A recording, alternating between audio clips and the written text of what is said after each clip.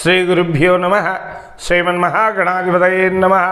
ఓం శ్రీ సరస్వత్యై నమః. ఓం వేదగాయత్ర్యై నమః. నిన్నటి రోజున మహావిష్ణువు ఆ దుర్వాస మహామునితో, ఓ మునీంద్ర, మీరు ఇచ్చినటువంటి ఆ 10 శాపాలను ఆ అంబరీషుడు మనస్సుతో కూడా నన్నే నింపుకున్నటువంటి కావడం చేత ఆ శాపాల గురించి వినలేదు. ఎప్పుడైతే మీరు ఆ శాపాలను అంబరీషునికి ఇచ్చారో వాటిని నేను గ్రహించి ఆ 10 అవతారాలను ఎత్తి లోక కళ్యాణాన్ని కూడా చేస్తాను అని చెప్పినటువంటి విషయం మనం తెలుసుకున్నాం.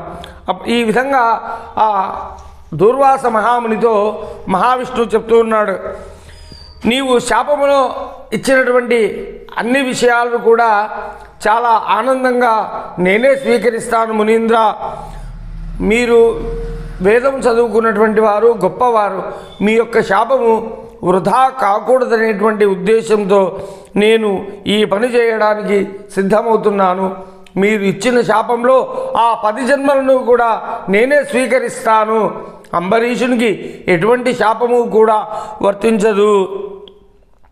ఇకపోతే బ్రాహ్మణుడు అనేటువంటి మర్యాద అనేటువంటిది మీరు నిలబెట్టుకోలేకపోయారు. ఎప్పుడైతే మీరు అంబరీషుడికి ఇంకొక శాపాన్ని ఇవ్వడానికి సిద్ధపడ్డారో అప్పుడు నీ మీదికి నేను సుదర్శన ఆయుధాన్ని కూడా ప్రయోగించాను. ఇప్పుడు అంబరీషుడు బ్రాహ్మణుని యొక్క మరణానికి నేను కారణమవుతున్నాను అని చెప్పి చాలా మనోవేదనలో కూడా ఉన్నాడు. కాబట్టి నిన్ను కాపాడదగినటువంటి ఏకైక వ్యక్తి ఎవరైనా ఉన్నారు అంటే అది కేవలము అంబరీషుడు మాత్రమే. కాబట్టి నీవు వెళ్ళి అంబరీషుణ్ణి శరణు వేడుము అని చెప్పి మహావిష్ణువు కూడా చెప్పడంతో ఆ దూర్వాస మహాముని పరుగున అంబరీషుడి దగ్గరికి ప్రయాణం కూడా మొదలుపెట్టాడు. ఆ సుదర్శన చక్రము ఆ దూర్వాస మహామునిని కూడా తరుముతూ ఉన్నది. ఇక్కడ అంబరీషుడు ఒక బ్రాహ్మణుని యొక్క మరణానికి తాను కారణమవుతున్నానని వేదవేత్తలతో ద్విజోత్తములతో కూర్చొని బాధపడుతూ కూడా ఉన్నాడు. ఎప్పుడైతే దూర్వాస మహాముని వస్తూనే ఆయనకు సాష్టాంగ నమస్కారం కూడా చేసినటువంటి వాడయ్యాడు. అదేవిధంగా ఆ కోటి సూర్య తేజస్సుతో వస్తున్నటువంటి ఆ సుదర్శన చక్రాన్ని కూడా చూశాడు.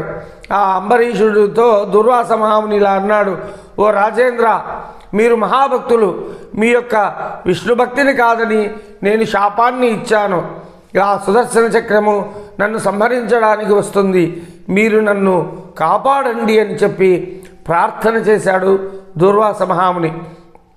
వెంటనే కూడా ఆ దూర్వాస మహాముని మాట విన్నటువంటి అంబరీషుడు సుదర్శన చక్రానికి కూడా దూర్వాసునికి తాను అడ్డుగా కూడా నిలబడ్డాడు.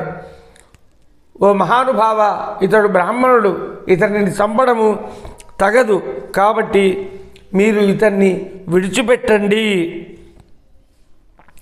అని చెప్పి అనేక విధములుగా కూడా ప్రార్థన చేశాడు ఈ అంబరీష మహారాజు. అయితే ఈ సుదర్శన చక్రము మాత్రము, ఓ రాజా, ఇతడు మరణానికి అర్హుడు, కాబట్టి ఇతన్ని నేను సంహరిస్తాను అని చెప్పి ముందుకు వచ్చి రావడంతో ఆ యొక్క అంబరీషుడు కూడా ఆ దుర్వాస మహామునిని తన వెనుకకు పంపి అంతవరకు ఉండేటువంటి దిగుళ్ళు విడిచిపెట్టి ధనుర్బాణాలు కూడా పట్టుకొని ఆ సుదర్శన యుద్ధానికో సిద్ధమైనటువంటి వాడుగా ఎదురుగా నిలబడ్డాడు. ఈ విధంగా ఎదురుగా నిలబడి తన అభీష్టాన్ని కూడా చెప్పడం మొదలుపెట్టాడు. ఎందుకంటే అతడు క్షత్రియుడు. శరణన్న వారిని రక్షించడము మహారాజు యొక్క ధర్మం. కాబట్టి ఆ దూర్వాస మహామునిని సుదర్శన చక్రం నుంచి బారి నుంచి రక్షించడానికి కూడా తాను సిద్ధమైనాడు. ఇక్కడ ఇదొక సంక్లిష్ట పరిస్థితిగా చెప్పవచ్చు. అవతల ఉండేటువంటిది మహావిష్ణువు చేతిలోని సుదర్శన చక్రము. తనను శరణు కోడిండేది ఒక బ్రాహ్మణుడు. తాను విష్ణు భక్తుడు, విష్ణువును ఎదిరించలేడు. అలాగని శరణు చొచ్చినటువంటి బ్రాహ్మణుడిని కాపాడడం మహారాజుగా బాధ్యత. ఇటువంటి సంక్లిష్ట పరిస్థితులలో కూడా తాను రాజధర్మాన్నే కూడా నిర్వర్తించడానికి సిద్ధమైనటువంటి వాడైనాడు ఆ అంబరీష మహారాజు. మరి ఆ అంబరీషుడు దూర్వాస మహామునిని ఏ విధముగా కాపాడినాడు అనేటువంటి విషయాన్ని గురించి కూడా మనము రేపటి అధ్యాయంలో కూడా చెప్పుకుందాము. ఇది స్కాంద పురాణాంతర్గత కార్తీక మాహాత్మ్యంలందరి 27వ అధ్యాయము. సర్వే భవంతు సుఖినః, సర్వే సంతు నిరామయ. ఓం శాంతి శాంతి శాంతి.